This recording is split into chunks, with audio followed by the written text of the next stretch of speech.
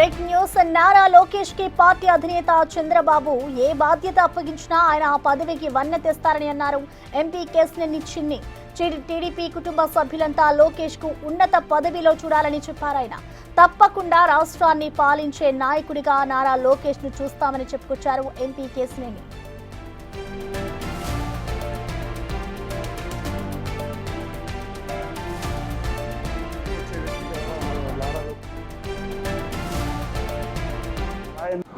ఇవాళ గౌరవ మా యువ నాయకుడు జాతీయ ప్రధాన కార్యదర్శి నారా లోకేష్ గారికి ఏ పదవి ఇచ్చినా ఒక అలంకారమే. ఆయన చేసే కార్యక్రమాలు ఆ విధంగా ఉంటాయి.